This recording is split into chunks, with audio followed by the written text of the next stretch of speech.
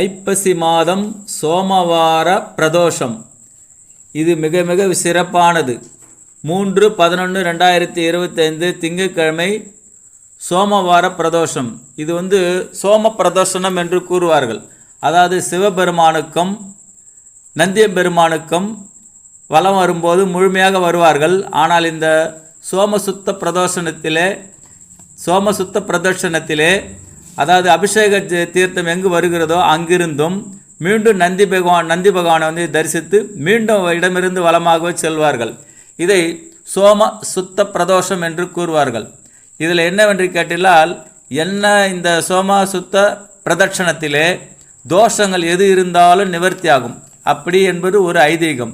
மேலும் இந்த ஐப்பசி மாதம் சோமவார பிரதோஷத்தை தரிசித்தால் சந்திர திசை, குறிப்பாக சந்திர திசை நடப்பவர்கள், சந்திரன் நீச்சம் பெற்று இருப்பவர்கள், சந்திர புத்தி நடப்பவர்கள், இவர்களுக்கு எதிலுமே ஒரு முடிவு அதை எடுக்க முடியாத ஒரு தடுமாற்றத்தை உண்டு பண்ணிகிட்டு இருக்கும்.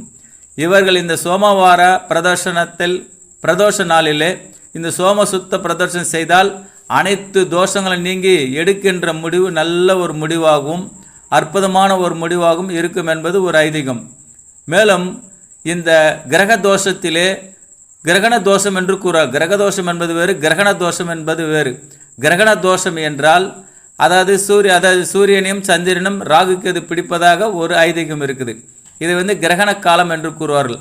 அந்த கிரகண காலத்திலே சிலர் குழந்தை பிறந்திருக்கும்.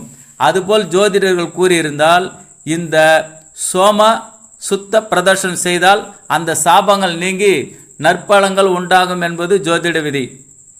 அதேபோல் சிவபெருமான் சந்திரனை பிறையாக சூடிக்கொண்டிருப்பதனால் கடகராசிக்காரர்களும் விருச்சக ராசியில் சந்திரன் நீச்சம் அடைகிறார்.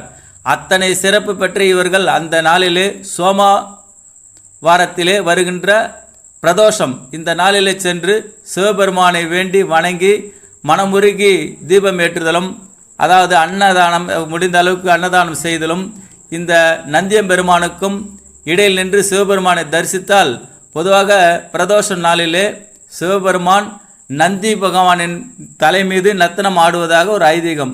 ஆகவே நந்தி பகவான் இரு கொம்புகளுக்கு இடையிலே நின்று சிவபெருமானை தரிசித்தால் அனைத்து சந்திரனால் ஏற்படும் தோஷம் மட்டுமல்ல, அனைத்து நவகிரக தோஷங்களும் நீங்கி 12 ராசிக்காரர்களுக்கு நல்ல ஒரு ஆதாயம் ஏற்படும் என்பது ஒரு ஐதீகம்.